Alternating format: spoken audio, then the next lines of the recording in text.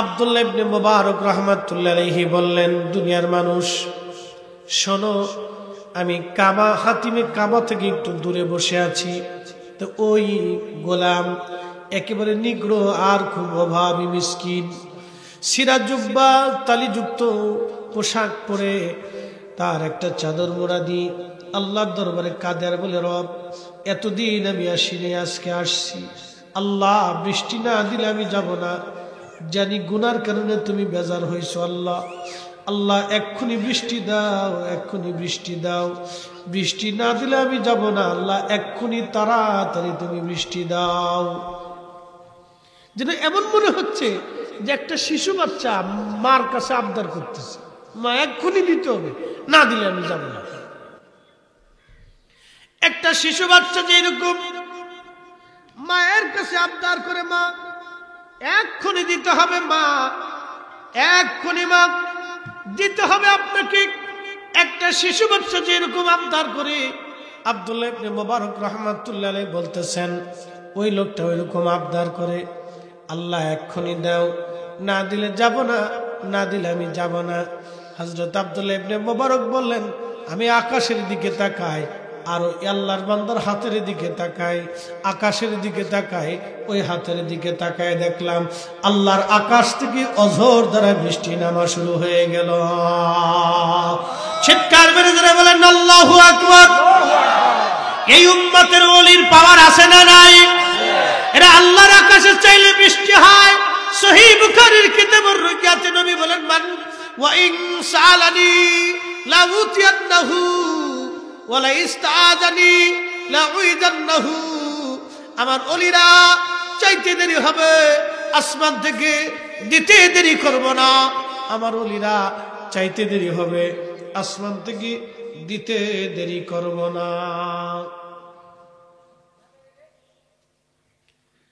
আল্লাহর ওলিদেরকে আল্লাহ একটা বিশেষ মর্যাদা দান করেন, একটা বিশেষ মর্তবা আল্লাহ তাআলা তাদেরকে দান করেন যে তারা হাত বাড়াইলে আল্লাহর কাছে। আচ্ছা বলেন, আল্লাহ কি কারো কাছে দায়বদ্ধ? মুখাফিক কি? কিন্তু আল্লাহ একটা জায়গায় মুখাফিক কি, সেটা হলো ভালোবাসায় মুখাফিক কি। মানে এটা আল্লাহ দুর্বলতা না, আল্লাহ তার বান্দার প্রেমের কাছে আল্লাহ দুর্বল, মানে ওই দুর্বল না। আমি যেটা বুঝাইতে চাইতেছি যে আল্লাহ দুর্বল ওটা না, আল্লাহ বান্দার ভালোবাসার কাছে দুর্বল হয়ে যায়। কেমন দুর্বল? বান্দা যখন ভালোবাসা দিয়ে দেয়। আচ্ছা রাসূল করিম কি উম্মতের কাছে দায়বদ্ধ? উম্মতের মুখাফিক কি? কিন্তু রাসূল উম্মতের ভালোবাসার কাছে নবী দুর্বল। কি কথা কন না কে? উম্মত যখন চোখের পানি ছেড়ে দেয় তখন আল্লাহ রাসূল আর মদিনায় থাকতে পারে না। রাসূল করিম মদিনা থেকে উম্মতের চোখের পানি মোছার জন্য চলে আসে। একসাথে বলবেন আল্লাহু আকবার।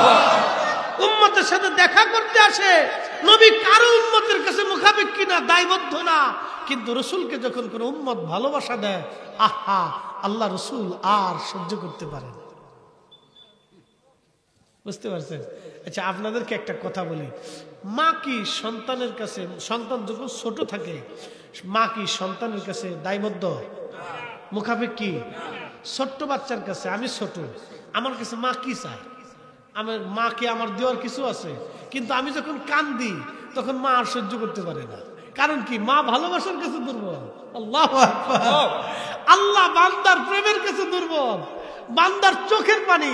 সুনান ইবনে মাজাতে রাসূল করিম বলতেছেন, আমার উম্মত শোনো, তোমাদেরকে একটা সুসংবাদ শোনাই। বলে সাহাবা একরাম, ইয়া রাসূলুল্লাহ কি?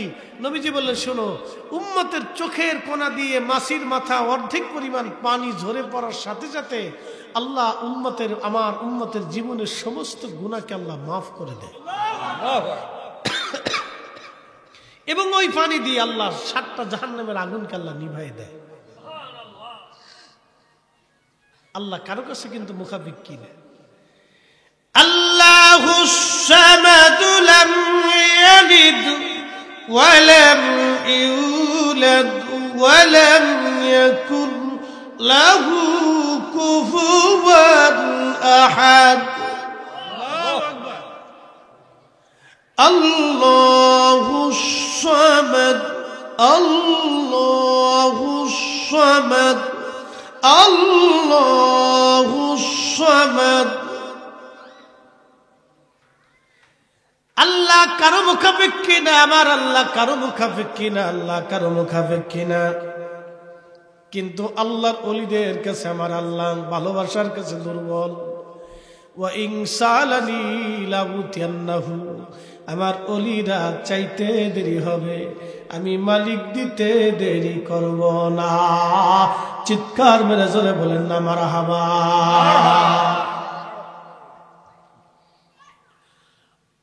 মুসলমান, পৃথিবীর বিরাট বড় বড় রাজা বাদশা যাদের নাম শোনার পরে পৃথিবীর মানুষ থরথর থরথর করে কাঁপত, দুনিয়ার অনেক বড় বড় প্রেসিডেন্ট, আজকে প্রধানমন্ত্রী যদি এই রাস্তা দিয়ে যায় তাহলে এই রাস্তা দিয়ে নিরাপত্তার জন্য রাস্তা বন্ধ হয়ে যাবে।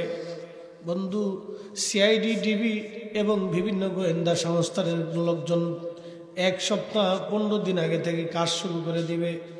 তারা সারা এলাকায় ছড়ায় যাবে, সারা এলাকায় খোঁজ নিতে থাকবে কোনো দুঃসংবাদ আছে কিনা, কারো কোনো পরিকল্পনা আছে কিনা, কোনো সমস্যা আছে কিনা, রাস্তার নিরাপত্তা জনিত প্রবলেম আছে কিনা, প্রধানমন্ত্রী নিরাপত্তা দিতে হবে।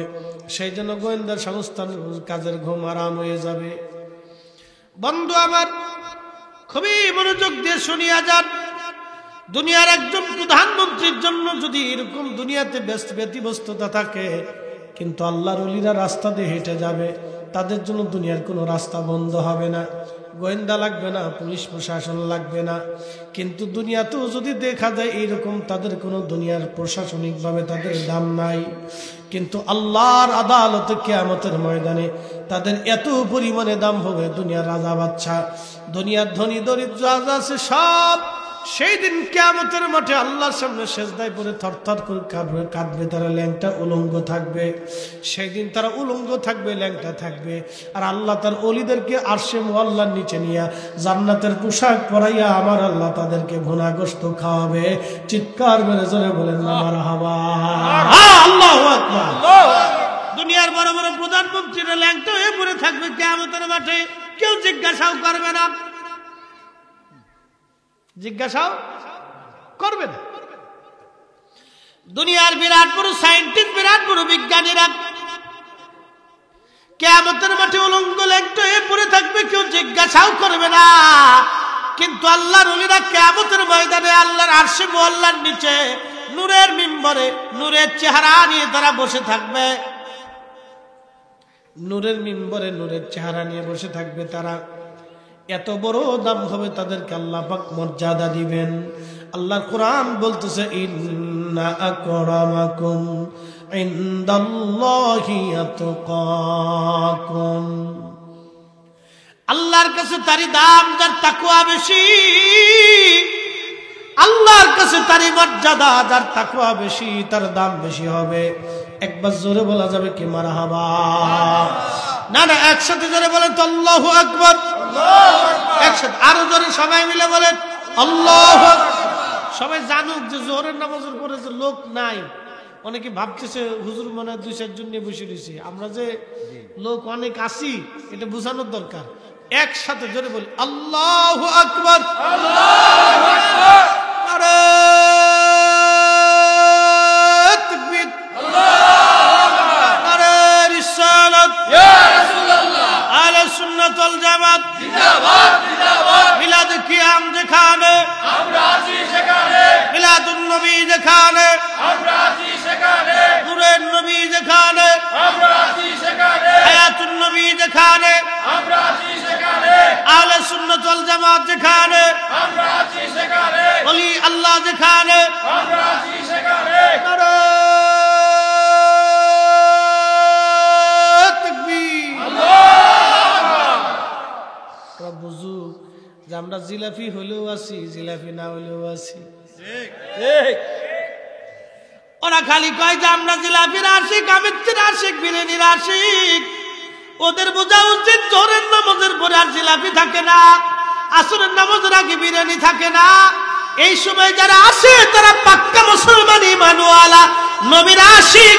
আমরা জিহাদের ময়দানে ডাক দিলেও আসি, বিরিয়ানির সময় খাওয়ার সময় ডাক দিলেও আসি, আমরা বিরিয়ানি দিলেও আসি, জিহাদের ময়দানেও আসি, ফাঁকা মাঠেও আসি, একবারে মাঠ ভরাতেও আসি, রাত্র গভীরেও আসি, আসরের নামাজের আগেও আসি, জোহরের নামাজের পরেও আসি। কথা বলেন ঠিক কিনা?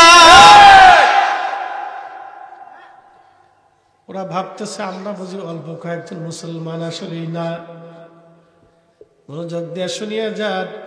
আব্দুল্লাহ ইবনে মুবারক রাহমাতুল্লাহ আলাইহি বলতেছে, আমি বৃষ্টি ও জোর দ্বারা পড়া শুরু হয়ে গেল, চিন্তায় পড়ে গেলাম, হায় হায়, আমি আব্দুল্লাহ ইবনে মুবারক এত বড় আলেম, দুনিয়ায় হাজার হাজার হাজার হাজার ছাত্র আমার, আজকে এই একটা আপনা গোলামের কাছে আমি অসহায় হয়ে গেলাম।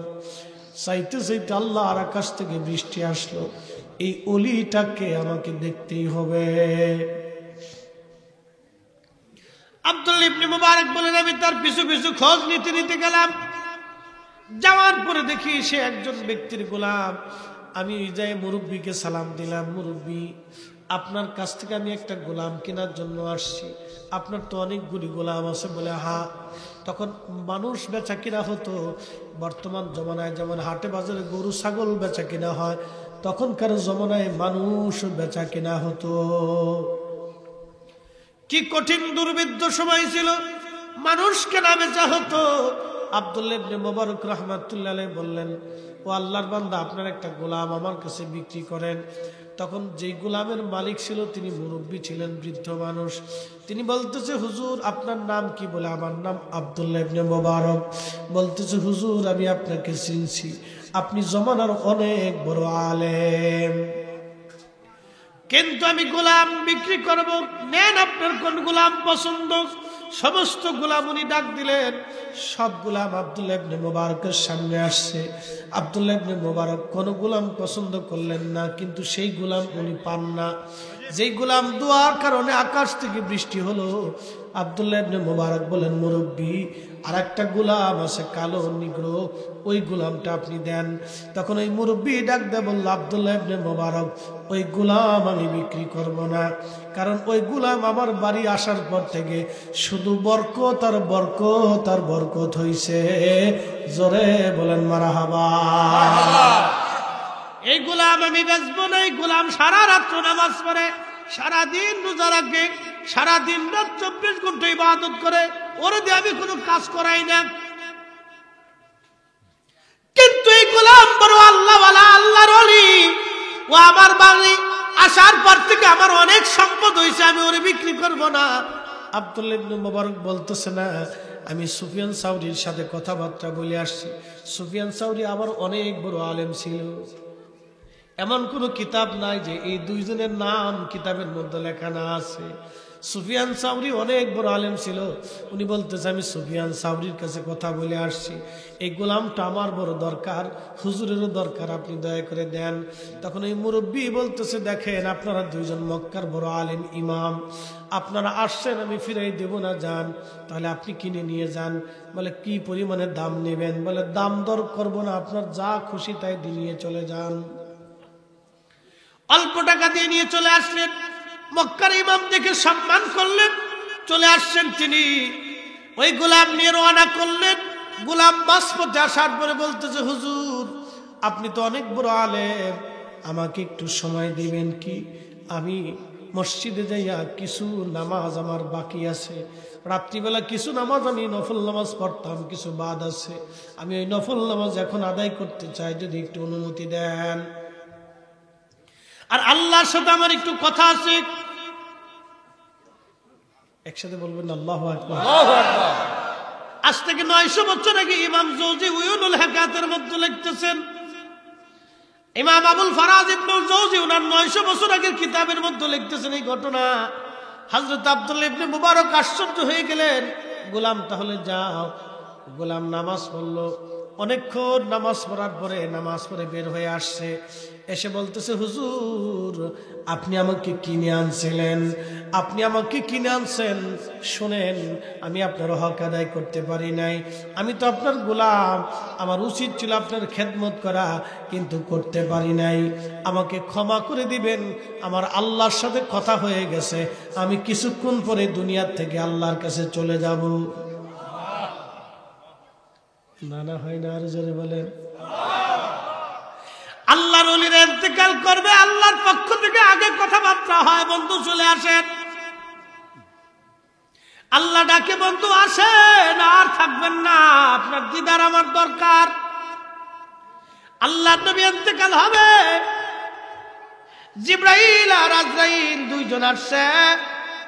বাবে জিব্রাইল যদি কোনোদিন মদিনায় যান, বর্তমান রওজা শরীফ কেবলামুখীর বাম পাশে বাবে জিব্রাইল এখনো আছে। এই দরজা দিয়ে জিব্রাইল আলাইহিস সালাম আসতেন।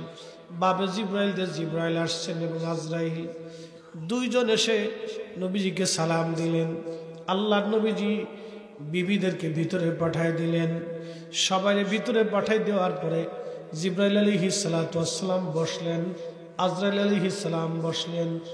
আজরাইল বলে, হুজুর, আল্লাহর পক্ষ থেকে ফরমান, আপনি যদি অনুমতি দেন আপনার জান কবজ করে নিয়ে যাব, আর যদি অনুমতি না দেন আপনাকে দুনিয়ায় রেখে আমি চলে যাব। আপনার যতদিন মন চায় আপনি ততদিন দুনিয়াতে থাকবেন। চিৎকার মেরে জোরে বলেন, ইয়া রাসূলুল্লাহ।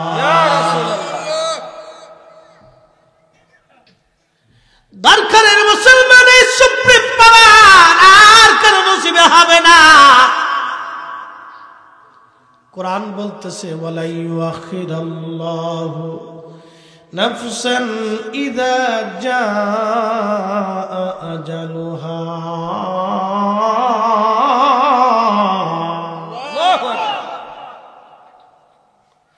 কোরআন বলতেছে, ওয়ালা ইউআখিরাল্লাহু নাফসান ইযা জাআ আজালুহা।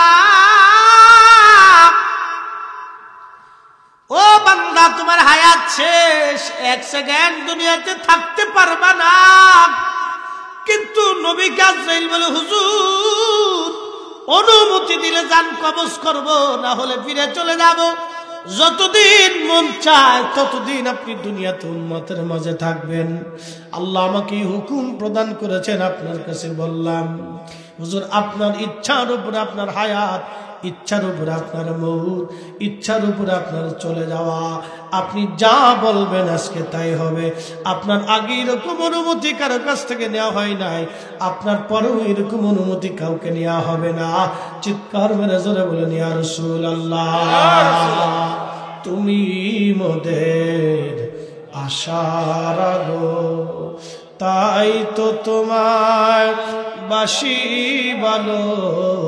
তুমি মোদের আশার আলো, তাই তো তোমার বাসি ভালো। হৃদয় নামের ফুলদানিতে, হৃদয় নামের ফুলদানিতে গেথে রেখেছি প্রেমের মালা। ইয়া রাসূলুল্লাহ, ইয়া হাবিবাল্লাহ, ইয়া রাসূলুল্লাহ, ইয়া হাবিবাল্লাহ, ইয়া রাসূলুল্লাহ। আল্লাহুম্মা সাল্লি আলা সাইয়্যিদিনা মাওলানা মুহাম্মদ ওয়া আলা আলি সাইয়্যিদিনা মাওলানা মুহাম্মদ। এ দরকারের মুসলমান, আমার নবীজি জিব্রাইলের দিকে তাকায়। জিব্রাইল, বলো আল্লাহর আইন কি রকম? জিব্রাইল বলতেছে, ইয়া রাসূলুল্লাহ, আল্লাহ আপনাকে জানাইছে এরকম। তবে নবী গো, আপনার দিদারে আমার মাওলা, আমার মালিক আগ্রহী হয়ে আছে।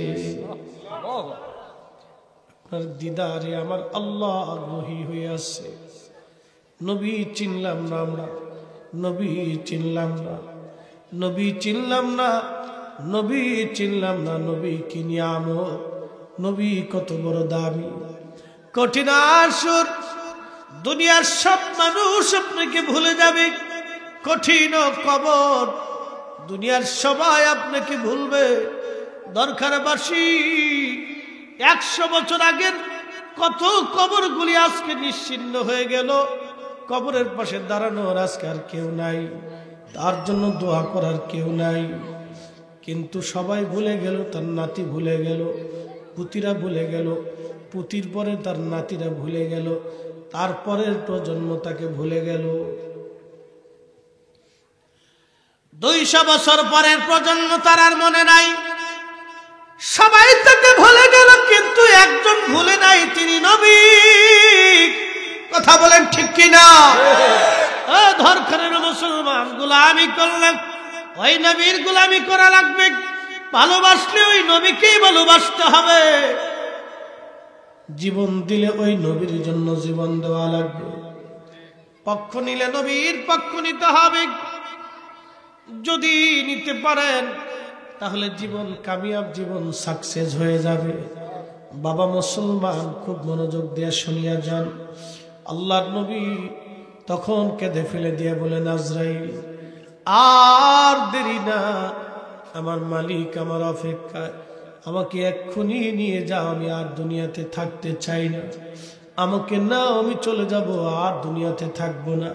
আমার রব, আমার মালিক আমার দিদারে আগ্রহী হয়ে আছে, অতএব আর থাকার আমার সময় নাই।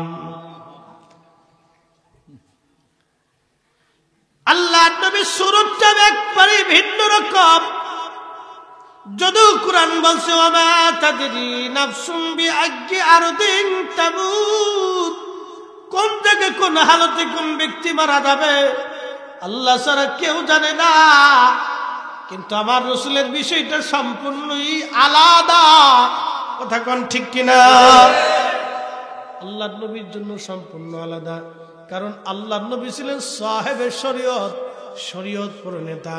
নবীর ইচ্ছা অনুযায়ী শরীয়ত হইতো, নবীর ইচ্ছায় শরীয়ত হতো, রাসূলের ইচ্ছায় শরীয়ত হতো, নবীর আদর্শে দিন হয়েছে। নবী যেইভাবে খাইছে আমরা সেইভাবেই খাই। কথা কন না কেন? নবী যেভাবে ঘুমাইছে আমরা সেইভাবে ঘুমানো শরীয়ত হয়েছে। রাসূল করিম যেইভাবে পোশাক পরছে আমাদের সেইভাবে পোশাক শরীয়ত হয়ে গেছে। বুঝতে পারছেন? নবীজি যেইভাবে চুল কাটছে আমাদের চুল কাটাতে এইভাবে শরীয়ত হয়েছে। রাসূল করিম যেভাবে মেসাক করছে সেইভাবে মেসাক করাটা আমাদের শরীয়ত হয়েছে। আল্লাহর নবী যেইভাবে নামাজ পড়ছেন সেইভাবে নামাজ পড়াটা আমাদের জন্য শরীয়ত হয়েছে।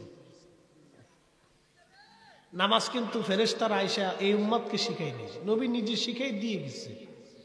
রাসূল করিম সাল্লাল্লাহু আলাইহি ওয়াসাল্লাম যেভাবে চাইছেন সেভাবে শরীয়ত হয়েছে। কাবা আমাদের কাবা ছিল না, আমাদের বাইতুল আকসা ছিল আমাদের কিবলা। যেটা নিয়ে আজকে যুদ্ধ হচ্ছে বাইতুল আকসা। শুনেন, আপনাদেরকে আজকে একটা যুদ্ধে নামাই দিয়ে যাই, সারা জীবন মনে রাখবেন। বাইতুল আকসায় যাওয়ার মতো সামর্থ্য শক্তি আমাদের নাই, কিন্তু বাংলাদেশে থেকে আমরা যুদ্ধ করতে পারি। বলে কি যুদ্ধ? আজকে ফিলিস্তিনের মুসলমানরা বাইতুল আকসার জন্য লড়াই করতেছে। ছোট্ট একটা গাজা শহরের মাত্র 41 কিলোমিটার ব্যাপী একটা ছোট্ট শহর আজকে তারা দখল করে নিতে পারতেছে না। 2 মাস হয়ে গেল। ইসরায়েলের এত বড় শক্তি কিন্তু পারতেছে না, এটা পারবেও না। কিয়ামত পর্যন্ত যুদ্ধ চলবে, কিন্তু কাফেররা বিজিত হবে না, মুসলমানরাই বিজয় অর্জন করবে। একসাথে বলবেন না আল্লাহু আকবার। না, আমার নবী নিজে বলে গেছে মুসলমানরা বিজয় হবে। বাইতুল আকসাকে কেন্দ্র করে কিয়ামত পর্যন্ত যুদ্ধ হবে। একদল বাইতুল আকসার পক্ষে অবস্থান নিয়ে যুদ্ধ করবে, কিয়ামত পর্যন্ত যুদ্ধ চলতে থাকবে। আর তাদেরকে পৃথিবীর পরাশক্তি সমস্ত শক্তি মিলেও নিঃশেষ করতে পারবে না। পৃথিবীর সমস্ত শক্তিও যদি এক হয় তো বাইতুল আকসাকে কেন্দ্র করে যারা জিহাদ করবে, ইমাম মাহদী আলাইহিস সালাম আগ পর্যন্ত তাদেরকে কেউ পরাজিত করতে পারবে না। একসাথে বলা যাবে না আল্লাহু আকবার। এই জন্য আজকে ইসরায়েলের বিরুদ্ধে বাইতুল আকসার জন্য যারা যুদ্ধ করতেছে তারা অরিজিনাল খাঁটি মুসলমান। কথা কন ঠিক কিনা? আমরাও তাদের সাথে শরীক হতে পারি। বলে কিভাবে? যুদ্ধ করে না, অস্ত্র দিয়ে না। আমরা শরীক হব ইসরায়েলের পণ্যকে বর্জন করে। ইসরায়েলের 2টি পণ্য বাংলাদেশে চলে, অনেকগুলি চলে, তার পরিচিত পণ্য বলে দিয়ে যায় পেপসি, কোকাকোলা, ফান্টা, এ জাতীয় যত খাবার আছে সব ইসরায়েলের। আর একটা নেসলে কোম্পানি। যদি বর্জন করতে পারেন, যদি কিনবেন না, খাবেন না, বিক্রি করবেন না, শোবেন না, তাহলে আপনি কিছুটা হলেও অন্তত ইসরায়েলের বিরুদ্ধে ফিলিস্তিনের পক্ষে বাইতুল আকসার জন্য আপনি লড়াই করতে পারলেন। আবার বলি, পেপসি, ফান্টা, কোকা কোলা এগুলি খাবেন না। Nestle company, Nescafe coffee, Nestle কোম্পানির যতগুলি পণ্য আছে বাংলাদেশে, এগুলি আপনারা কিনবেন না, বিক্রি করবেন না, শোবেন না, খাবেন না। তাহলে কিছুটা হলেও আমরা অন্তত ফিলিস্তিনের মুজাহিদদের সাথে বাইতুল আকসার জন্য আমরা লড়াই করতে পারি। 100 টাকা দিয়ে যদি একটি পেপসি কিনে খান, তো 50 টাকা ইসরায়েলে চলে যাবে। ওই 50 টাকা দিয়ে ওরা আমার ভাইকে গুলি করবে, আমার ফিলিস্তিনের উপর বোমা বর্ষণ করবে। ওরা সেই নিমক হারাম। আমরা যেমন রোহিঙ্গাদেরকে জায়গা দিয়েছি, খাবার দিয়েছি, বস্ত্র দিচ্ছি, বাসস্থান দিয়েছি, নিরাপত্তা দিচ্ছি, তাদের সেবা শুশ্রূষা করতেছি, পরিচর্যা করতেছি, চিকিৎসা করতেছি। আজ থেকে 76 বছর আগে মানবতার দিকে তাকাইয়া এই মুসলিম মিল্লাতের এই সেই ইব্রাহিম খলিলুল্লাহর বংশধর আলাইহিস সালাতু ওয়াস সালামের জমিন ওটা। ওখানে হযরত আম্মা জান সারা, এই অঞ্চলটাকে আগে বলা হতো হারান। এই হারানের রাজকুমারী ছিলেন হযরত আম্মা জান সারা। তিনি ইব্রাহিম আলাইহিস সালাতু ওয়াস সালামের স্ত্রী, আমরার মা জননী। তিনার সন্তান ইসহাক আলাইহিস সালাম, ইসহাকের বেটা ইয়াকুব আলাইহিস সালাম, ইয়াকুবের বেটা হযরত ইউসুফ আলাইহিস সালাম। হযরত ইয়াকুব আলাইহিস সালাম এই মসজিদে বাইতুল আকসা প্রথম নির্মাণ করেছিলেন। ইয়াকুব আলাইহিস সালামের আরেকটা পরিচয় ছিল ইসরাইল। এই জন্য ইয়াকুব আলাইহিস সালামের বংশধরদেরকে বনি ইসরাইল বলা হয়। এই বনি ইসরাইলের মানুষেরা হযরত ঈসা আলাইহিস সালাম পর্যন্ত তারা 300 নবী হত্যা করেছে এবং 70,000 নবী বংশের ভিতরে আল্লাহ পাঠিয়েছে। বাইতুল আকসাকে কেন্দ্র করে আল্লাহ প্রায় 70,000-এর উপরে নবী পাঠিয়েছে। তার মানে ফিলিস্তিনের অরিজিনাল বাসিন্দা যারা, তাদের কারো না কারো রক্ত নবী আলাইহিস সালামদের শরীর থেকেও আসছে। বুঝতে পারছেন? এই জন্য ওরা দেখেন মিথ্যার কাছে মাথা নত করে না। ওদের হাজার হাজার পুরুষ শহীদ হয়, হাজার হাজার মেয়েরা শহীদ হচ্ছে, হাজার হাজার ছোট ছোট বাচ্চা শহীদ হচ্ছে। ওরা বাচ্চা শহীদ হওয়ার পরে বলে হাসবুনাল্লাহু নি'মাল ওয়াকিল, নি'মাল মাওলা নি'মান নাসির। জিজ্ঞেস করার পরে বলে আলহামদুলিল্লাহ কুল্লু হাল, আল্লাহ আমাদেরকে অনেক ভালো রাখছে। না খেয়ে আছে 22 দিন পরে খাবার খেয়ে বলে আলহামদুলিল্লাহ ভালো আছি। আমি দেখলাম একটা পুরুষের সবকটা সন্তান শহীদ হয়ে গেছে, সে সবাই মিষ্টি খাওয়া। জিজ্ঞেস করা হলো মিষ্টি কেন খাও? আমার সবকটা সন্তান শহীদ হইয়া, আল্লাহ রাস্তায় শহীদ হইয়া, বাইতুল আকসার জন্য শহীদ হইয়া তারা জান্নাতে চলে গেছে।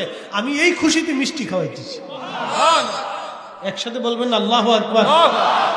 তাহলে আমাদের ঈমানে কি রাসূলুল্লাহর মুহাব্বতের পক্ষে এরকম থাকতে হবে? কথা বলেন ঠিক কিনা?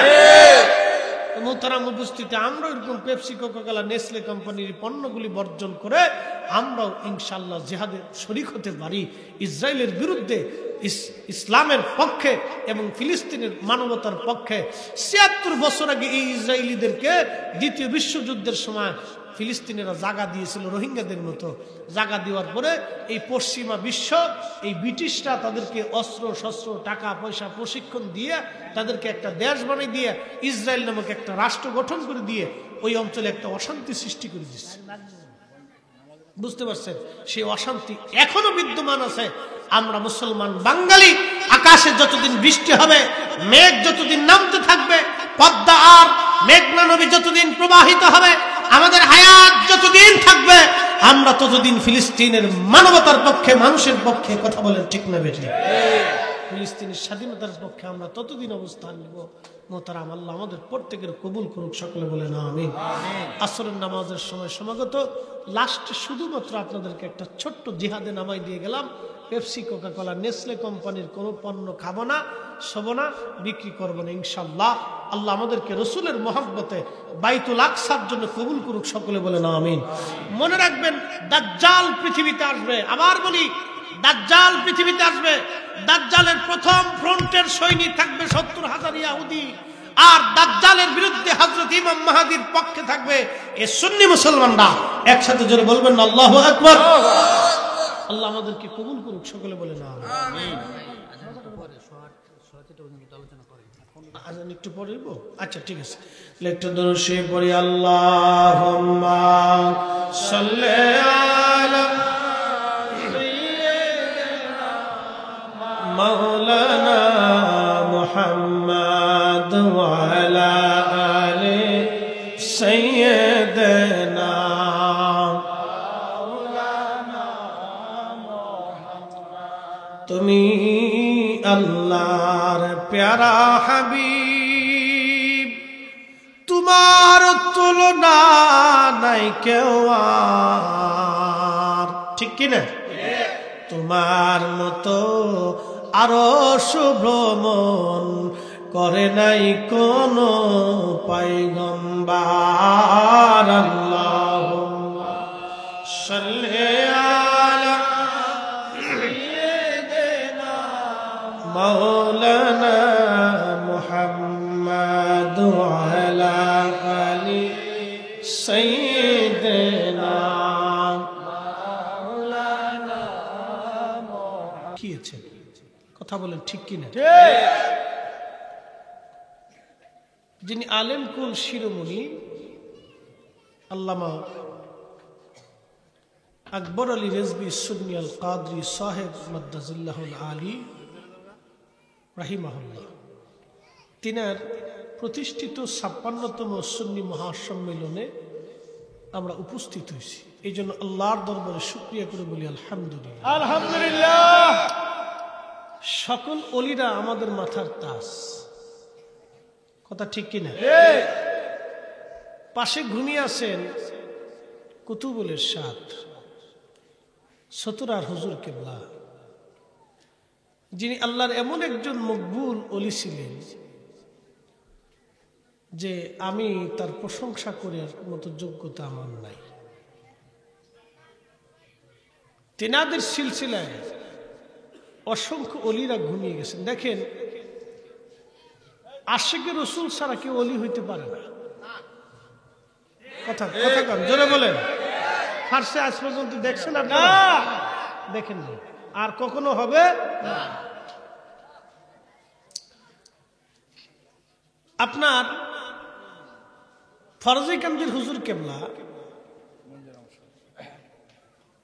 মনজুর আহমদ রেফাই রাহিমাহুল্লাহ, তিনার রওজা শরীফ হচ্ছে জান্নাতুল বাকিতে। তা আমি যখন মদিনাতে গেলাম, জান্নাতুল বাকিতে ঢুকার পরে ওনার কথা মনে পড়ল যে বাংলাদেশের একজন মকবুল মানুষ এখানে ঘুমিয়ে গেছে। আমার কাছে সমস্ত প্রসঙ্গগুলি দাঁড়িয়ে গেছে। আমি জান্নাতুল বাকিতে দাঁড়ানোর পরে হযরতে সাইয়্যিদাতুন নিসা আহলিল জান্নাহ ফাতিমাতুজ জাহরা রাদিয়াল্লাহু আনহা ওনার রওজা শরীফের পাশে গেলাম। হযরত আব্বাস রাদিয়াল্লাহু আনহু রওজা শরীফের পাশে, হযরত আকিল রাদিয়াল্লাহু তাআলা আনহু। এখান থেকে আগাইয়া আরেকটু দূরে যাওয়ার পরে হুজুরের কথা আমার মনে পড়ে গেল। তখন ওখানে ওই ধানে দাঁড়াইয়া হুজুরের জন্য দোয়া করলাম যে আল্লাহ, কত বড় সৌভাগ্যবান একজন মানুষ, সুদূর হাজার হাজার মাইল দূর থেকে আজকে রসুলের কদমে তার একটু জায়গা নসিব হয়ে গেছে, শুধু নবীর কদমে কাঁদতে কাঁদতে। কথা ঠিক কিনা? আচ্ছা, আপনাদেরকে একটা কথা বলি, জবাব দিবেন তো। সন্তান যদি মার কাছে বারবার চায়, মা কি ফিরায়? তো মায়ের চাইতে বেশি দরদ আমার রসুলের। কথা ঠিক কিনা? আরে নবীর কদমে উম্মত কাঁদলে নবীর কদম থেকে উম্মত মাহরুম হয় না। এই যে হুজুর কেবলা এই মাহফিল প্রতিষ্ঠিত করে গেছে, উনি সারাটা জীবন রসুলের পক্ষে মানুষের মায়ের খেয়েছে। খাইছে না ভাই? কিন্তু ফিরে গেছে? ফিরছে? মারছে মানুষ, কিন্তু ফিরে নাই। ওনার একটাই কথা ছিল যে রসুলের শান, নবীর মান, নবীর ইজ্জত। রসুলের শানকে কেউ ছোট করে দেখলে হুজুরের আর সহ্য হয় না। তার মানে বোঝা গেছে কলিজাতে সে 100% প্রিয় নবীকে ভালোবেসে গেছে। কিন্তু সেই ভালোবাসাটা হয়তো আমাদের নাই। তো আমরা ওনাদের পদাঙ্ক অনুসরণ করছি, এটা আমাদের জন্য বুলন্দ নসিব। আল্লাহ আমাদেরকে এই মাহফিলে আসার মতো একটু সুযোগ করে দিয়েছেন। এই জন্য আল্লাহর দরবারে আমরা একসাথে শুকরিয়া করে বলি আলহামদুলিল্লাহ। আলহামদুলিল্লাহ। প্রিয় ভাইরা আমার, হয়তো আর 20 থেকে 25 মিনিট আমি আপনাদের মাঝে সময় নেব বা সময় পাবো। মাগরিবের সময় ঘনিয়ে যাবে। এই সময়ের ভিতরে আপনাদেরকে একটা ছোট্ট আলোচনা শোনাই যায়। যেহেতু ইশকে রাসূলের কথা চলে আসছে, নবীর প্রেম বাগানে অসংখ্য সাহাবী ছিলেন। এই সাহাবীদের মধ্যে নবীর একজন সাহাবী ছিলেন, তার নাম হযরত আব্দুল্লাহ যুল বাজাদাইন রাদিয়াল্লাহু আনহু। তিনি একজন যুবক ছিলেন। আজকের মাহফিলে আমার যুবক ভাইদেরকে দেখে আমার কলিজা ভরে গেছে। অনেক মানুষ বলে ব্রাহ্মণবাড়িয়ার মানুষ ভালো না, এরা মারামারি করে, অশান্তি করে, এটা ডাহা মিথ্যা কথা। এদেশে যেমন ভালো আছে তেমন মন্দ আছে, মন্দের চাইতে ভালোর সংখ্যা বেশি। বলে হুজুর কেন বললেন? আল্লাহি বিল্লাহি, আমি প্রশংসা করার জন্য বলতেছি না, আমার পরিসংখ্যান থেকে বলতেছি। ব্রাহ্মণবাড়িয়া জেলার ভিতরে যে মাহফিল হয়, একটা বিভাগেও সেই মাহফিল হয় না। কি কথা খারাপ বলছি আমি? ব্রাহ্মণবাড়িয়া একটা জেলাতে যে মাহফিল হয়, একটা বিভাগের সেই মাহফিল হয় না। আপনি রংপুর ডিভিশনে এই এক জেলার মাহফিল সারা রংপুরের ডিভিশনে পাবেন না। অথচ ওই ডিভিশনটা কিন্তু অনেক বড় ডিভিশন। রাজশাহী ডিভিশন অনেক বড়, খুলনা ডিভিশন অনেক বড়, কিন্তু এই জেলাতে যে পরিমাণ মাহফিল হয় একটা বিভাগের কম পাবে। এখন আমার প্রশ্ন, মানুষ যদি ভালো না হইতো তাহলে মাহফিল করতো না, আর মানুষ যদি ভালো না হইতো তাহলে মাহফিলে বসতো না। কি কথা কোন ঠিক কিনা? মন্দ তো সব জায়গায় আছে, ওটা পার্লামেন্টও আছে। পার্লামেন্টে, বাংলাদেশ পার্লামেন্টে কি সবাই ভালো?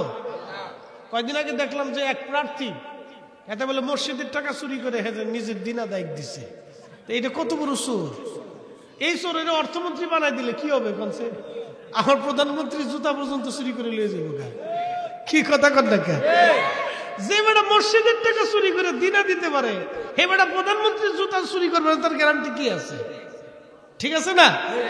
হে চুরি করতে পারে। তো যাই হোক, ওই বিষয় আমার না, আমি একটু পরিসংখ্যান দিলাম। তো খুব মনোযোগ দিয়ে, তার অর্থ হচ্ছে পরিসংখ্যান অনুযায়ী বোঝা যায়। আমার যুবক ভাইরা মাহফিল আসা, যুবকরা মাহফিল করা, মাহফিল অংশগ্রহণ করা এবং বসা, এটা আমাদের জন্য একটা সুলক্ষণ, ভালো লক্ষণ। নবীর জমানায় একজন যুবক ছিল, তার নাম আব্দুল্লাহ জুল বাজাদাইন রাদিয়াল্লাহু আনহু। আমার যুবক ভাইরা যেখানে আছেন সেখান থেকেই কথাগুলি আপনারা ভালো করে শুনে যাবেন। আব্দুল্লাহ জুল বাজাদাইন রাদিয়াল্লাহু আনহু মদিনার সবচেয়ে ধনী পরিবারের সন্তান ছিলেন। অনেক সম্পদের মালিক ছিল তার আব্বাজান, কিন্তু বাবা মারা গেছেন। প্রত্যেক সূত্রে সে অনেক সম্পদের মালিক হয়েছেন। তারা বংশীয়ভাবে তারা ছিলেন ইহুদি। ইহুদিরা আগে থেকে মুসলমানের দুশ্মন।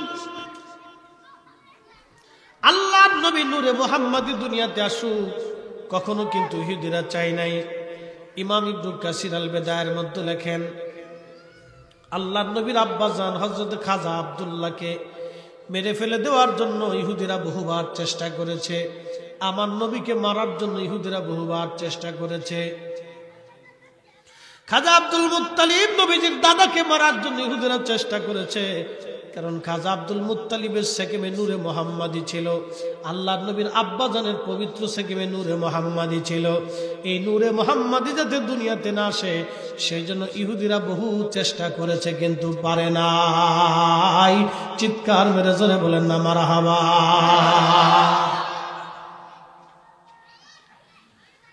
দরকারের মুসলমান, এটা একটা বোনাস টাইম। আসরের পরে মানুষের দোয়া কবুল হয়, আসরের পরে তওবা কবুল হয়। বাংলাদেশের কোথাও আসরের পরে মাহফিল হয় না, খুব কম জায়গা আসরের পরে মাহফিল হয়। কিন্তু আপনারা জোহরের পর থেকে আসা শুরু হলো, আসরের নামাজ এই মজলিসে আমরা পড়লাম, আসরের নামাজ জামাতে পড়ে আবার মাহফিলে বসলাম। এটা আমাদের জন্য অনেক বড় পরীক্ষা। আল্লাহর ওলিদের রুহানি তাওয়াজ্জু, কথা কোন ঠিক কিনা? ওলি আল্লাহর রুহানি তাওয়াজ্জু, শক্তি। তো খুব মনোযোগ দিয়ে, আব্দুল্লাহ জুল বাজাদাইন রাদিয়াল্লাহু আনহু তিনি একজন যুবক ছিলেন, কালেমা পড়লেন, অনেক ধনী ব্যক্তির সন্তান। কালেমা পড়ার পরে বাড়ি চলে গেছে। তার চাচা জিজ্ঞেস করলো, আব্দুল্লাহ তুমি কোথায় গিয়েছিলা? আব্দুল্লাহ জবাব দিল, চাচা যান, আমি রাসূল কারীমের হাতে কালেমা পড়ে মুসলমান হয়ে গেছি। একসাথে বলবেন না সুবহানাল্লাহ। সুবহানাল্লাহ। তখন কালেমাটা কিন্তু এত সহজ ছিল না, এত সহজ ছিল না। আরে মানুষের যন্ত্রণা, কালেমাটা কিন্তু এত সহজ ছিল না, কালেমাটা কঠিন ছিল। এখন আপনি বাংলাদেশের অনেক স্থানে অনেক জায়গায় আপনি যায় যদি মিলাদ পড়েন, কিন্তু মিলাদ পড়াটা কিন্তু সহজ না। কি কথা কন না কেন, ঠিক কিনা? মিলাদ শরীফ পড়াটা সহজ না। মিলাদ শরীফ পড়াটা কিন্তু একবারে সহজ না। আপনি ঢাকার ইচ্ছা করলে যে কোনো মসজিদে আপনি মিলাদ শরীফ পড়তে পারবেন না, অসম্ভব। তারা মিলাদ শরীফটাকে এমন একটা পাপের কাজ মনে করে যে শুয়োরের গোশত যেরকম হারাম, মিলাদ শরীফকে তারা ওইরকম হারাম মনে করে। নাহলে বাধা দিবে কেন? তা না হলে বাধা কি জন্য দিবে? মিলাদ শরীফে কি হয়? নবীজির দুরূদ শরীফ হয়, রাসূল কারীমের সালাম হয়, আল্লাহর জিকির হয়, দোয়া হয়, মানুষের তাবারুক খাওয়ানো হয়। এর বাহিরে তার কিছু নাই। কি কথা কন না কেন, ঠিক কি না? কিন্তু তারা এটাকে একবারে নিকৃষ্ট গুনার কাজ মনে করে বন্ধ করার জন্য তারা যুদ্ধ করে। তো ঠিক এইরকম ওই জমানায় কালেমা কিন্তু সহজ ছিল না, কালেমাটা কঠিন ছিল। ভারতের অনেক জায়গা আপনি ইচ্ছা করলে আজান দিতে পারবেন না। আজান দিলে আপনার দেহে শরীর থাকবে না, মেরে ফেলবে। এরকম বহু জায়গায় ইন্ডিয়াতে আছে যেখানে আপনি আজান দিলেই আপনাকে হত্যা করা হবে। ইউরোপের এমন কোথাও জায়গা আছে যেখানে আপনি আজান দিলে আপনাকে হত্যা করা হবে। পৃথিবীর এরকম বহু জায়গা আছে যেখানে আপনি ইচ্ছা করলে আপনি আজান দিতে পারবেন না। তখনকার দিনে কালেমাটা একবারে সহজ ছিল না। আব্দুল্লাহ জুল বাজাদাইন কালেমা পড়লেন। চাচা ডাক দেয়া বলতেছে, আব্দুল্লাহ তুমি যেহেতু কালেমা পড়ছো, তাহলে শোনো, তুমি এখন মুহাম্মাদের দলে চলে গেছো, আমাদের দলে আর নাই। তাহলে শুনে রাখো, তুমি মুহাম্মাদের দলে থাকবে, আমাদের কাছ থেকে তুমি আর কিছুই পাবা না। এ আব্দুল্লাহ, তোমাকে আমাদের থেকে জুদা করে দিলাম, সম্পদ থেকে জুদা করলাম, তোমাকে সবকিছু থেকে জুদা করে দিলাম। আব্দুল্লাহ জুল বাজাদাইন ডাক দিয়ে বললেন, চাচা যান, দুনিয়ার সব কিছু দিতে পারি, আল্লাহর নবীর কদম মুবারক আমি আব্দুল্লাহ ছাড়ব না। না না, একসাথে হাত উঁচা করে বলেন, তুই ইয়া রাসূলুল্লাহ, আমরা এই মাহফিল থেকে শপথ করলাম দুনিয়ার সব কিছু দেব, কিন্তু রাসূল কারীমের সম্মান আমরা দেব না। কথা বলেন ঠিক না বেঠে? আল্লাহু আকবার। ইয়া রাসূলুল্লাহ, ইয়া রাসূলুল্লাহ, জিন্দাবাদ জিন্দাবাদ জিন্দাবাদ জিন্দাবাদ। হযরত আব্দুল্লাহ জুল বাজাদাইন ডেকে বলতেছেন, চাচা যান, সব কিছু নিতে পারেন কিন্তু ঈমান নিতে পারবেন না। আব্দুল্লাহ জুল বাজাদাইনকে চাচা বলতেছে, আব্দুল্লাহ, তাহলে এই মুহূর্তে তোমার পৈতৃক সকল সম্পদ থেকে তোমাকে বহিষ্কার করলাম। তুমি যেহেতু অন্য ধর্মে চলে গিয়েছ, তুমি কিছুই পাবা না। বরগুনা গেলাম, এক ভদ্রলোক আসছে, হিন্দু থেকে মুসলমান হয়েছে, অর্থাৎ সনাতন ধর্ম থেকে সে কালেমা পড়ছে। আমি বললাম, কিছু কি আপনি পাইছেন? বলতেছে, না হুজুর, পৈতৃক সম্পত্তির কিছুই আমি পাই নাই, আমি এখন গরিব হয়ে গেছি, আমাকে কিছু সাহায্য যদি না করেন তাহলে আমি পথ চলতে পারবো না। আমাকে একজন রিক্সাওয়ালা তার 8 শতক জমি থেকে 4 শতক জমি আমাকে দিয়েছে, আর 4 শতক জমি সেই রিক্সাওয়ালা রাখছে। সে আমাকে 4 শতক জমি দিছে, ওই 4 শতকে আমি থাকি, আর 4 শতকে আমার ওই মুসলমান ভাই থাকে। আমার চোখে পানি এসে গেল। আমি বললাম, হ্যাঁ, এই বরগুনায় হাজার হাজার মানুষ থাকা অবস্থায় কোটি কোটি টাকার মালিকের জায়গায় আমার এই মুসলিম ভাইয়ের জায়গা হলো না। একজন গরিব রিক্সাওয়ালা তার 8 শতক জমির 4 শতক জমি তারে দিয়ে দিছে। আমার মনে পড়ে গেল সাহাবীদের কথাগুলি। মদিনার সাহাবীরা, আনসারী সাহাবীরা মুহাজির সাহাবীদেরকে এইরকম অর্ধেক জমি লিখে দিত, এইভাবে সম্পদ অর্ধেক ভাগাভাগি করে দিয়েছিল। আমার সেই দিন আনসারী সাহাবীদের কথা মনে পড়ে চিন্তা করলাম, হায়, এই রিক্সাওয়ালা সে আনসারী সাহাবীদের মতো একটা সুন্নত পালন করছে, অবশ্যই কিয়ামতের মাঠে তার আনসারী সাহাবীদের সাথে তার হাসর নাসর হয়ে যাবে। কথা বলেন ঠিক কিনা? এটা অনেক বড় ত্যাগ। তার জমি আছে 8 শতক, সে ওই মুসলিমদের 4 শতক দিয়ে নিজের জন্য 4 শতক রাখছে। আই হায় হায়, আমি শোনার পরে আমার কান্না এসে গেল। আমি বললাম যে এত মানুষ বরগুনাতে কোটি কোটি টাকার মালিক, তাদের কাছে আপনার একটু জায়গা হলো না? প্রিয় মুহতারাম উপস্থিতি, খুবই মনোযোগ দিয়ে শুনিয়া যান। আব্দুল্লাহ জুল বাজাদাইন রাদিয়াল্লাহু আনহু তিনার চাচা বলতেছে, আব্দুল্লাহ সমস্ত সম্পদ থেকে তোমাকে জুদা করলাম। আব্দুল্লাহ বলেন, আলহামদুলিল্লাহ, তাতেও আমি অসন্তুষ্ট না। আব্দুল্লাহ রে, তোমার গায়ের মধ্যে যে জুব্বা আছে, পোশাক আছে, এই পোশাক তুমি খুলে দাও। এই পোশাকটাও আমাদের পয়সার কেনা। আব্দুল্লাহ জুব্বা খুলে দিলেন। আব্দুল্লাহর চাচা ডাক দিয়ে বলতেছে, জুল বাজাদাইন, তুমি আবার তোমার গায়ে ওই পরনের লুঙ্গিটা খুলে দাও। আব্দুল্লাহ জুল বাজাদাইন বলতেছেন, চাচা যান, এই লুঙ্গিটাও দয়া করে আপনি আমারে ভিক্ষা দিয়ে দেন। লুঙ্গিটা যদি খুলে নেন তাহলে আমি উলঙ্গ হয়ে যাব। আমি একবারে উলঙ্গ হয়ে যাব। আমার সতর ঢাকার জন্য, আমার ইজ্জত ঢাকার জন্য অন্তত আপনি আমার লুঙ্গিটা ভিক্ষা দিয়ে দেন। চাচা ডাক দে বলে, আব্দুল্লাহ মুসলমান হইছিস, মুসলমান হওয়ার সাথ করে আজকে বুঝাবো। তুই যদি লুঙ্গি খুলে না দিস তাহলে লুঙ্গি টেনে তোর কাছ থেকে জোর করে নিয়ে যাব। আব্দুল্লাহ জুল বাজাদাইন নিজের লুঙ্গি টেনে খুলে দিয়ে দিলেন। উলঙ্গ অবস্থায় একটা দৌড় মেরে বাড়ি আসছে। মা মা মা বলে ডাকতেছে। আব্দুল্লাহ জুল বাজাদাইন মা মা বলে ডাকার পরে মা ঘর থেকে বের হয়ে এসে দেখে ছেলে আব্দুল্লাহ জুল বাজাদাইন উলঙ্গ অবস্থায় মায়ের সামনে দাঁড়ানো। ডেকে বলতেছে, আব্দুল্লাহ, কে তোকে উলঙ্গ করলো? এই মদিনায় কার সাহস? তুই মদিনার সবচেয়ে ধনী ব্যক্তির ছেলে, পৈতৃক সূত্রে তুই অনেক বড় ধনী বেটা, উলঙ্গ কেন রে বলবি? আব্দুল্লাহ জুল বাজাদাইন বলল, মা আমাকে 17 টাকার আগে কাপড় দাও। মায়ের কাঁধের উপরে চাদর ছিল, দামি চাদর, চাদরখানা নিক্ষেপ করে দিয়ে বলল, বেটা চাদর দিয়ে আগে 17 ডাকো, তারপরে বলো কে তোকে উলঙ্গ করলো? এই মদিনায় কার সাহস তোকে উলঙ্গ করার, বল। আব্দুল্লাহ ডাক দিয়ে বলতেছে, মা আমার চাচা আমাকে উলঙ্গ করছে। বলে, তোর চাচা তোকে উলঙ্গ করবে কারণ কি? তোর চাচার এত সাহস কোথা থেকে হলো? বলতেছে, মা আমি কালেমা পড়ে মুসলমান হয়ে গেছি, সেই জন্য চাচা আমাকে উলঙ্গ করলো। বলে, বেটা বলিস কি? তুই মুসলমান হয়েছিস কারণ কি? বলে, মা আমি আল্লাহ রসুলের দরবারে যে কালেমা পড়ে মুসলমান হয়েছি। মা মুসলমান হওয়ার পরে আমি বাড়ি আসছি, আমার চাচার সঙ্গে দেখা। চাচা আমাকে সমস্ত সম্পদ থেকে জুদা করে দিয়েছে।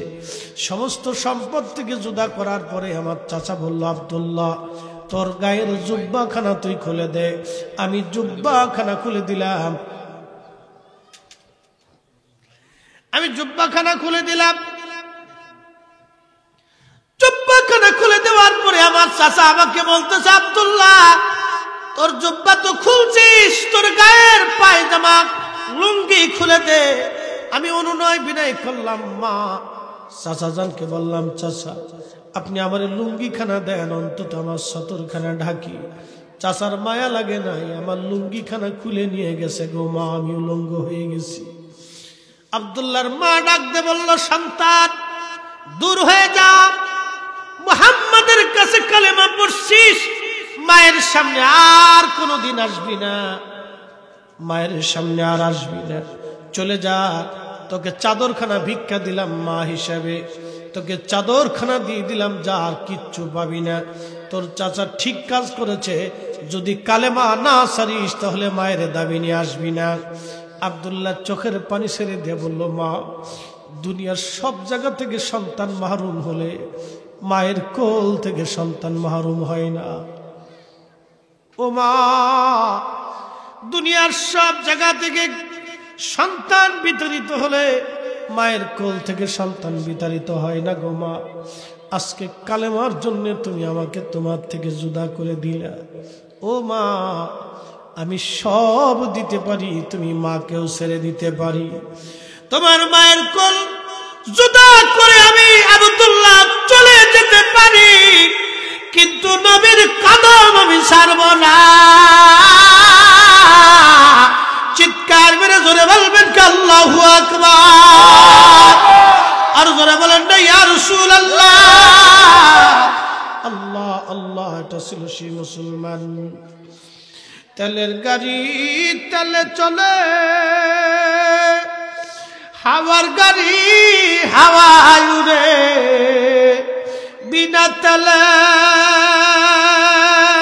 চালায় গাড়ি নবী সুলাইমান। আমরা সেই মুসলমান, আমরা সেই মুসলমান। আব্দুল্লাহ জুল বাজাদাইন বলতেছে, মা দুনিয়ার সব ছেড়ে দিতে পারি, নবীর কদম আমি ছাড়ব না। আল্লাহর নবী বলেন, না ইউমিন, ইমানের স্বাদ তুমি নেবাই না, হবেই না তোমার, হাত্তা আকুনা আহাব্বা ইলাইহি মিন ওয়ালিদিহি ওয়া ওয়ালাদিহি ওয়ান নাসি আজমাইন।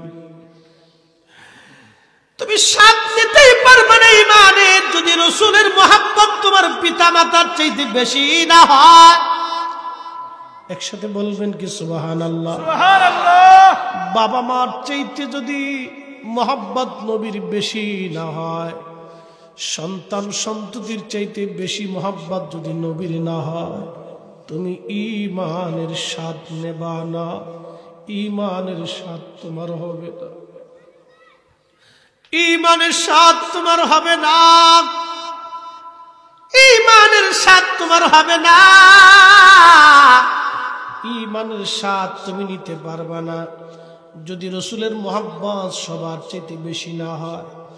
নবীর প্রেম কি জিনিস আব্দুল্লাহ জুল বাজাদাইন দেখিয়ে দিয়ে গেল। আব্দুল্লাহ জুল বাজাদাইন মায়ের কোল থেকে চলে গেল। ওই যে একটা চাদর তার ছিল, এই চাদরখানাকে দুইটা টুকরা করলেন। আহা, কিছুই সম্বল নাই, মাত্র দুইটা চাদরের টুকরা। একটা টুকরা দিয়ে গায়ে পেঁচাইলেন, আর একটা টুকরা সতর ঢাকলেন। এই দুইটা টুকরা দিয়ে আব্দুল্লাহ জুল বাজাদাইন সারা জীবন উনি কাটায় গেছে। বাকি টুকরা কাপড় কেনার মতো পয়সা আব্দুল্লাহর ছিল না। যুবকরে, আজকে আমাদের কত নামি দামি পোশাক হইছে, আমাদের রং বেরঙ্গের পোশাক হইছে, আমাদের কত ধরনের পোশাক আছে, কত ধরনের খাবার আছে। সেদিন আব্দুল্লাহ জুল বাজাদাইন মসজিদে নববীতে আহলে সুফার সাহাবীদের মধ্যে তিনি থাকতেন। কোনদিন খাইতেন, কোনদিন না খেয়ে থাকতেন।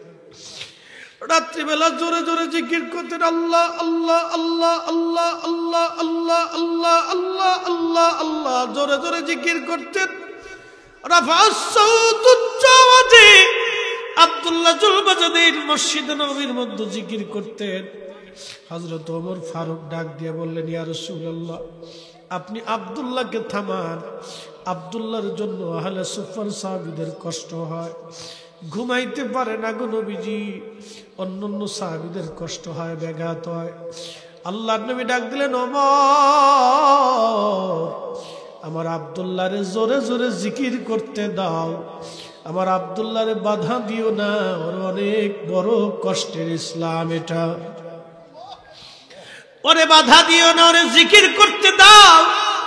আল্লাহ নবী ওমরকে বলে, ওমর রে, আমার আব্দুল্লাহকে বাধা দিও না, ওরে জিকির করতে দাও, ওর অনেক কষ্টের ইসলাম, ওর অনেক কষ্টের কালেমা, ওরে বাধা দিও না, ওরে জিকির করতে দাও, ওর অনেক কষ্টের কালেমা, ওরে বাধা দিও না। আব্দুল্লাহ জুল বাজাদাইন মসজিদে নববীতে জোরে জোরে জিকির করতেন, আল্লাহর নবী তারে বাধা দিতেন না। কারণ একটাই কারণ ছিল, দুনিয়ার সব কিছু ছেড়ে দিয়ে আল্লাহর নবীর ভালোবাসায় আব্দুল্লাহ মা বাবা সন্তান, মা বাবা সহায় সম্পদ যা ছিল সব ছেড়ে দিয়ে তিনি আল্লাহর নবীর দরজায় আহলে সুফা সাহাবীদের সাথে মাত্র দুইটা টুকরা কাপড় আর একটা টুকরা কাপড় হলো, একটা চাদরের দুইটা টুকরা করে একটা টুকরা দিয়ে সতর ঢাকতেন, আর একটা টুকরা গায়ে লাগাইতেন। এজন্য ওনাকে বলা হতো জুল বাজাদাইন, দুই চাদরওয়ালা। জুলবাজাদাইন চাদরওয়ালা, দুই চাদরের টুকরাওয়ালা। এইভাবে নবীকে ভালোবেসে বেশি সেই দিনের যুবকরা দেখাই দিয়ে গেছে, ইয়া রাসূলুল্লাহ আপনাকে ভালোবাসি, নবীজি আপনাকে ভালোবাসি, ইয়া রাসূলুল্লাহ আপনাকে ভালোবাসি। যুবক বন্ধু, আজকে ওইখান থেকে প্রমাণ হবে, আমরা প্রমাণ করব হুজুর ভালোবাসি, বিনা দলিলে আমরা নবী ভালোবাসি, বিনা দলিলে ভালোবাসি। নবী ভালোবাসার জন্য দলিল লাগবে না, কোনো তাজিম করার জন্য দলিলের প্রয়োজন হয় না। নবী নিজেই দলিলওয়ালা, নবী নিজেই ইজ্জতওয়ালা, নবী নিজেই ইমানওয়ালা, নবী নিজেই কামলিওয়ালা, নবী নিজেই হাবিবুল্লাহ, নিজেই রাহমাতুল্লিল আলামিন, নিজেই মাকামে মাহমুদওয়ালা, নিজেই হাউজে কাউসারওয়ালা, নিজেই জান্নাতওয়ালা, নিজেই কোরআনওয়ালা, নিজেই সুপারিশ কর্নেওয়ালা। কথা বলেন ঠিক কিনা?